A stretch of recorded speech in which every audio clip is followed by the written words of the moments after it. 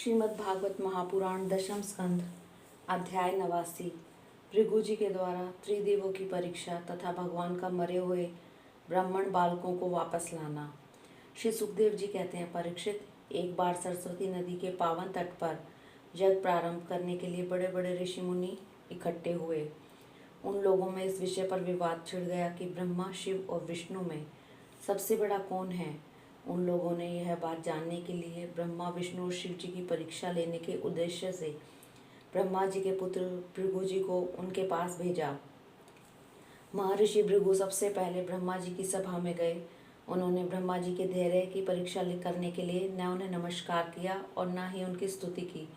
इस पर ऐसा मालूम हुआ कि ब्रह्मा जी अपने देह से दहक रहे हैं। उन्हें क्रोध आ गया, परंतु जब समर्थ ब्रह्मा जी ने देखा कि यह तो मेरा पुत्र ही है, तब अपने मन में उठे हुए क्रोध को भीतर ही भीतर विवेक बुद्धि से दबा लिया, ठीक वैसे ही जैसे कोई अग्नि मंथन से उत्पन्न अग्नि को जल से बुझा दे। वहाँ से महर्षि भृगु जी कैलाश में गए। देवाधिदेव भगवान शंकर ने जब देखा कि मेरे भाई भृगु जी आए हैं, तब उन्होंने बड़े आदर से खड़े होकर उनका आलिंगन करने के लिए भुजाएं फैला दी, परंतु महर्षि भृगु ने उनका आलिंगन करना स्वीकार नहीं किया और कहा, तुम लोक और वेद की मर्यादा का उल्लंघन करते हो, इसलिए मैं तुमसे नहीं मिलता। भृगु जी की यह बात सुनकर शंकर क्रोध के मारे तिलमिला उठे। उनकी आंखें चढ़ गई। उन्होंने त्रिशूल उठाकर महर्षि भृगु को मारना चाहा, परंतु उसी समय भगवती सती ने उनके चरणों पर गिरकर बहुत अनन्य विनय की और किसी प्रकार उनका क्रोध शांत किया। अब महर्षि भृगु जी भगवान विष्णु के निवास स्थान वैकुंठ में गए। उस समय भगवान विष्णु लक्ष्मी जी की गोद में अपना सिर रखकर लेटे हुए थे। भृगु जी ने जाकर उनके वक्षस्थल पर एक लात कसकर जमा दी। भक्त वत्सल भगवान विष्णु लक्ष्मी जी के साथ उठ बैठे और झटपट अपनी शैया से नीचे उतरकर मुनि को सिर झुकाया, प्रणाम किया। भगवान ने कहा, ब्राह्मण, आपका स्वागत है, आप भले पधारे। इस आसन पर बैठकर कुछ क्षण विश्राम कीजिए। प्रभु, मुझे आपके शुभ आगमन का पता न चला, इसी में मैं आपकी अगवानी न कर सका, मेरा अपराध क्षमा कीजिए। महामुने, आपके चरण कमल अत्यंत कोमल है। यूँ कहकर भृगु जी के चरणों को भगवान अपने हाथों से सहलाने लगे और बोले, महर्षि, आपके चरणों का जल तीर्थों को भी तीर्थ बनाने वाला है। आप उससे वैकुंठ लोक, मुझे और मेरे अंदर रहने वाले लोकपालों को पवित्र कीजिए। आपके चरण कमलों के स्पर्श से मेरे सारे पाप धुल गए। आज मैं लक्ष्मी जी का एकमात्र आश्रय हो गया। अब आपके चरणों से चिन्हित मेरे वक्षस्थल पर लक्ष्मी जी सदा सर्वदा निवास करेंगी। श्री सुखदेव जी कहते हैं, जब भगवान ने अत्यंत गंभीर वाणी से इस प्रकार कहा, तब भृगु जी परम सुखी और तृप्त हो गए। भक्ति के उद्रेक से उनका गला भर आया, आंखों में आंसू छलक आए और वे चुप हो गए। भृगु जी वहाँ से लौटकर ब्रह्मावादी मुनियों के सत्संग में आए और उन्हें ब्रह्मा, शिव और विष्णु भगवान के यहाँ जो कुछ अनुभव हुआ था वह सब कह सुनाया। भृगु जी का अनुभव सुनकर सभी ऋषि मुनियों को बड़ा विस्मय हुआ। उनका संदेह दूर हो गया। तब से वे भगवान विष्णु को ही सर्वश्रेष्ठ मानने लगे, क्योंकि वे ही शांति और अभय के उद्गम स्थान हैं। भगवान विष्णु से ही साक्षात धर्म, ज्ञान, वैराग्य, 8 प्रकार के ऐश्वर्य और चित्त को शुद्ध करने वाला यश प्राप्त होता है। शांत, समचित, अकिंचन और सबको आश्रय देने वाले साधु मुनियों की वे ही एकमात्र परम गति हैं, ऐसा सारे शास्त्र कहते हैं। उनकी प्रिय मूर्ति है सत्व और इष्ट देव हैं ब्राह्मण। निष्काम, शांत और निपुण बुद्धि पुरुष उनका भजन करते हैं। भगवान की गुणमयी माया ने राक्षस, असुर और देवता, उनकी ये तीनों मूर्तियां बना दी हैं। इनमें सत्वमयी देव मूर्ति ही उनकी प्राप्ति का साधन है। वे स्वयं ही समस्त पुरुषार्थ स्वरूप हैं। श्री सुखदेव जी कहते हैं, परीक्षित, सरस्वती तट के ऋषियों ने अपने लिए नहीं, मनुष्य का संशय मिटाने के लिए ही ऐसी युक्ति रची थी।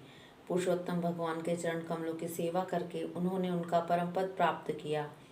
सूत जी कहते हैं, शौनक आदि ऋषियों, भगवान पुरुषोत्तम की यह कमनीय कीर्ति कथा जन्म मृत्यु रूप संसार के भय को मिटाने वाली है।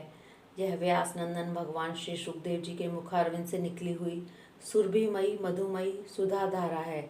इस संसार के लंबे पथ का जो बटोही अपने कानों के दोनों से इसका निरंतर पान करता रहता है, उसकी सारी थकावट जो जगत में इधर उधर भटकने से होती है, दूर हो जाती है।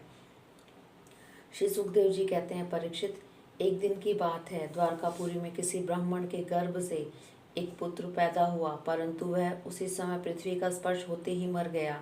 ब्राह्मण अपने बालक का मृत शरीर लेकर राजमहल के द्वार पर गया और उसे रखकर अत्यंत आतुरता और दुखी मन से विलाप करता हुआ कहने लगा, इसमें संदेह नहीं कि ब्राह्मण द्रोही द्रुत, कृपण और विषय राजा के कर्म दोष से ही मेरे बालक की मृत्यु हुई है। जो राजा हिंसा परायण, दुशील और अजितेंद्रिय होता है, उसे राजा मानकर सेवा करने वाली प्रजा दरिद्र होकर दुख पर दुख भोगती रहती है और उसके सामने संकट पर संकट आते रहते हैं। इसी प्रकार अपने दूसरे और तीसरे बालक के भी पैदा होते ही मर जाने पर वह ब्राह्मण लड़के की लाश राजमहल के दरवाजे पर डाल गया और वही बात कह गया। नवे बालक के मरने पर जब वह वहां आया, तब उस समय भगवान श्री कृष्ण के पास अर्जुन भी बैठे हुए थे। उन्होंने ब्राह्मण की बात सुनकर उससे कहा, ब्राह्मण, आपके निवास स्थान द्वारका में कोई धनुषधारी क्षत्रिय नहीं है क्या?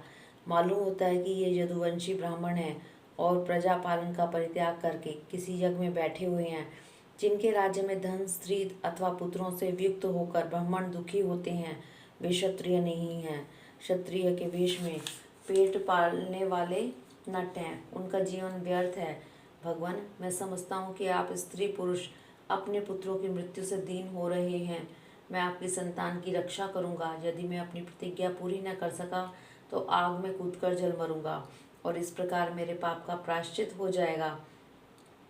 ब्राह्मण ने कहा, अर्जुन, यहाँ बलराम जी, भगवान श्री कृष्ण, धनुर्धर शिरोमणि प्रद्युम्न, अद्वितीय योद्धा अनिरुद्ध भी जब मेरे बालकों की रक्षा करने में समर्थ नहीं है, इन जगदीश्वरों के लिए भी यह काम कठिन हो रहा है, तब तुम इसे कैसे करना चाहते हो? सचमुच यह तुम्हारी मूर्खता है।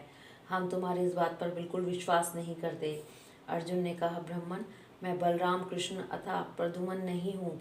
मैं हूँ अर्जुन, जिसका गांडीव नामक धनुष विश्व विख्यात है। ब्राह्मण देवता, आप मेरे बल पुरुष का तिरस्कार मत कीजिए। आप जानते नहीं, मैं अपने पराक्रम से भगवान शंकर को संतुष्ट कर चुका हूँ। मैं आपसे अधिक क्या कहूँ? मैं युद्ध में साक्षात मृत्यु को भी जीत कर आपकी संतान ला दूंगा। परीक्षित, जब अर्जुन ने उस ब्राह्मण को इस प्रकार विश्वास दिलाया, तब वह लोगों से उनके बल पौरुष का बखान करता हुआ बड़ी प्रसन्नता से अपने घर लौट गया। प्रसव का समय निकट आने पर ब्राह्मण आतुर होकर अर्जुन के पास आया और कहने लगा, इस बार तुम मेरे बच्चे को मृत्यु से बचा लो। यह सुनकर अर्जुन ने शुद्ध जल से आचमन किया तथा भगवान शंकर को नमस्कार किया। फिर दिव्य अस्त्रों का स्मरण किया और गांडीव धनुष डोरी पर चढ़ाकर उसे हाथ में ले लिया। अर्जुन ने बाणों को अनेक प्रकार के अस्त्र शस्त्रों से अभिमंत्रित करके प्रसव गृह को चारों ओर से घेर दिया। इस प्रकार उन्होंने सूतिका गृह के ऊपर नीचे अगल बगल बाणों का एक पिंजरा सा बना दिया। इसके बाद ब्राह्मणी के गर्भ से एक शिशु पैदा हुआ जो बार बार रो रहा था, परंतु देखते ही देखते वैसा शरीर आकाश में अंतर्ध्यान हो गया। अब वह ब्राह्मण भगवान श्री कृष्ण के सामने ही अर्जुन की निंदा करने लगा। वह बोला, मेरी मूर्खता तो देखो, मैंने इस नपुंसक की ढींग भरी बातों पर विश्वास कर लिया। भला जिसे प्रद्युम्न, अनिरुद्ध, यहाँ तक कि बलराम और भगवान श्री कृष्ण भी न बचा सके, उसकी रक्षा करने में कौन समर्थ है? मिथ्यावादी अर्जुन को धिक्कार है। अपने मुंह अपनी बड़ाई करने वाले अर्जुन के धनुष को धिक्कार है। इसकी दुर्बुद्धि तो देखो, यह मूढ़तावश उस बालक को लौटा लाना चाहता है जिसे प्रारब्ध ने हमसे अलग कर दिया है। जब वह ब्राह्मण इस प्रकार उसे भला बुरा कहने लगा, तब अर्जुन योग बल से तत्काल संयमनीपुरी में गए। वहाँ भगवान यमराज निवास करते हैं। वहाँ उन्होंने ब्राह्मण का बालक नहीं मिला। फिर वे शस्त्र लेकर क्रमशः इंद्र, अग्नि, नर्तकी, सोम, वायु, वरुण आदि की पुरियों में, अतल आदि नीचे के लोकों में, स्वर्ग के ऊपर के महर लोक में एवं अन्य अन्य स्थानों में गए, परंतु कहीं भी उन्हें ब्राह्मण का बालक न मिला। उनकी प्रतिज्ञा पूरी न हो सकी। अब उन्होंने अग्नि में प्रवेश करने का विचार किया, परंतु भगवान श्री कृष्ण ने उन्हें ऐसा करने से रोकते हुए कहा, भाई अर्जुन, तुम अपने आप अपना तिरस्कार मत करो। मैं तुम्हें ब्राह्मण के सब बालक अभी दिखाई देता हूँ। आज जो लोग तुम्हारी निंदा कर रहे हैं, वे ही फिर हम लोगों की निर्मल कीर्ति की स्थापना करेंगे। सर्वशक्तिमान भगवान श्री कृष्ण ने इस प्रकार समझा बुझाकर अर्जुन के साथ अपने दिव्य रथ पर सवार हुए और पश्चिम दिशा को प्रस्थान किया। उन्होंने 7 पर्वतों वाले 7 द्वीप, 7 समुद्र और लोक अलोक पर्वत को लांघ कर घोर अंधकार में प्रवेश किया। वह अंधकार इतना घोर था कि उसमें शिव, सुग्रीव, मेघपुष्प और बलाहक नाम के चारों घोड़े अपना मार्ग भूलकर इधर उधर भटकने लगे। उन्हें कुछ सूझता न था। योगेश्वरों के भी परमेश्वर भगवान श्री कृष्ण ने घोरों की यह दशा देखकर अपने सहस्त्र सहस्त्र सूर्य के समान तेजस्वी चक्र को आगे चलने की अनुमति दी। सुदर्शन चक्र अपने ज्योतिर्मय तेज से स्वयं भगवान के द्वारा उत्पन्न उस घने एवं महान अंधकार को चीरता हुआ मन के समान तीव्र गति से आगे आगे चला। उस समय वह ऐसा जान पड़ता था मानो भगवान राम का बाण धनुष से छूटकर राक्षसों की सेना में प्रवेश कर रहा हो। इस प्रकार सुदर्शन चक्र के द्वारा बताए हुए मार्ग से चलकर रथ अंधकार की अंतिम सीमा पर पहुंचा। उस अंधकार के पार सर्वश्रेष्ठ पारावार रहित व्यापक परम ज्योति जगमगा रही थी। उसे देखकर अर्जुन की आंखें चुंधिया रही थी। उन्होंने विवश होकर अपने नेत्र बंद कर लिए। इसके बाद भगवान के रथ ने दिव्य जल राशि में प्रवेश किया। बड़ी तेज आंधी चलने के कारण उस जल में बड़ी बड़ी तरंगे उठ रही थी, जो बहुत ही भली मालूम होती थी। वहाँ एक बहुत सुंदर महल था। उसमें मणियों के सहस्त्र खंभे चमक चमक कर उसकी शोभा बढ़ा रहे थे और उसके चारों ओर बड़ी उज्जवल ज्योति फैल रही थी। उसी महल में भगवान शेष जी विराजमान थे। उनका शरीर अत्यंत भयानक और अद्भुत था। उनके सहस्त्र सिर थे और प्रत्येक फण पर सुंदर सुंदर मणियां जगमगा रही थी। प्रत्येक सिर में दो दो नेत्र थे और वे बड़े ही भयंकर थे। उनका संपूर्ण शरीर कैलाश के समान श्वेत कर्ण का था और गला तथा जीभ नीले रंग की थी। अर्जुन ने देखा कि शेष भगवान की सुखमयी शैया पर सर्वव्यापक महान प्रभावशाली परम पुरुषोत्तम भगवान विराजमान हैं। उनके शरीर की कांति वर्षाकालीन मेघ के समान श्यामल है। अत्यंत सुंदर पीला वस्त्र धारण किए हुए है। मुख पर प्रसन्नता खेल रही है और बड़े बड़े नेत्र बहुत ही सुहावने लगते हैं। बहुमूल्य मणियों से जड़ित मुकुट और कुंडलों की कांति से सहस्त्रों घुंघराली अलकें चमक रही हैं। लंबी लंबी सुंदर 8 भुजाएं हैं। गले में कौस्तुभ मणि है। वक्षस्थल पर शिवस का चिन्ह और घुटनों तक पनमाला लटक रही है। अर्जुन ने देखा कि उनके नंद, सुनंद आदि अपने पार्षद, चक्र, सुदर्शन आदि अपने मूर्तिमान आयुध तथा पुष्टि, श्री, कीर्ति और अजा ये चारों शक्तियां एवं संपूर्ण रिद्धियां ब्रह्म आदि लोकपालों के अधीश्वर भगवान की सेवा कर रही हैं। भगवान श्री कृष्ण ने अपने ही स्वरूप श्री अनंत भगवान को प्रणाम किया। अर्जुन उनके दर्शन से कुछ भयभीत हो गए थे। श्री कृष्ण के बाद उन्होंने भी उनको प्रणाम किया। वे दोनों हाथ जोड़कर खड़े हो गए। अब ब्रह्म आदि लोकपालों के स्वामी भूमा पुरुष ने मुस्कुराते हुए मधुर एवं गंभीर वाणी से कहा, श्री कृष्ण और अर्जुन, मैंने तुम दोनों को देखने के लिए ही ब्राह्मण के बालक अपने पास मंगा लिए थे। तुम दोनों ने धर्म की रक्षा के लिए मेरी कलाओं के साथ पृथ्वी पर अवतार ग्रहण किया है। पृथ्वी के भार रूप दैत्यों का संहार करके शीघ्र से शीघ्र तुम लोग फिर मेरे पास लौट आओ। तुम दोनों ऋषिवर नर और नारायण हो। यद्यपि तुम पूर्ण काम और सर्वश्रेष्ठ हो, फिर भी जगत की स्थिति और लोक संग्रह के लिए धर्म का आचरण करो।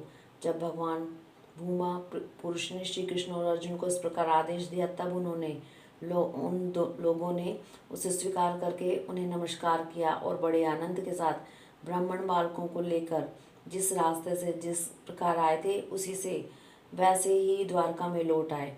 ब्राह्मण के बालक अपनी आयु के अनुसार बड़े बड़े हो गए थे। उनका रूप और आकृति वैसी ही थी जैसे उनके जन्म के समय थी। उन्हें भगवान श्री कृष्ण और अर्जुन ने उनके पिता को सौंप दिया। भगवान विष्णु के उस परम धाम को देखकर अर्जुन के आश्चर्य की सीमा न रही। उन्होंने ऐसा अनुभव किया कि जीवों में जो कुछ बल पुरुष है वह सब भगवान श्री कृष्ण की ही कृपा का फल है। भगवान ने और भी ऐसी अनेकों ऐश्वर्य और वीरता से परिपूर्ण लीलाएं की। लोक दृष्टि में साधारण लोगों के समान सांसारिक विषयों का भोग किया और बड़े बड़े महाराजाओं के समान श्रेष्ठ श्रेष्ठ यज्ञ किए। भगवान श्री कृष्ण ने आदर्श महापुरुषों का सा आचरण करते हुए ब्राह्मण आदि समस्त प्रजा वर्गों के साथ सारे मनोरथ पूर्ण किए, ठीक वैसे ही जैसे इंद्र प्रजा के लिए समयानुसार वर्षा करते हैं। उन्होंने बहुत से अधर्मी राजाओं को स्वयं मार डाला और बहुतों को अर्जुन आदि के द्वारा मरवा डाला। इस प्रकार धर्मराज युधिष्ठिर आदि धार्मिक राजाओं से उन्होंने अनायास ही सारी पृथ्वी में धर्म मर्यादा की स्थापना करा दी। हरिओम तत्सत।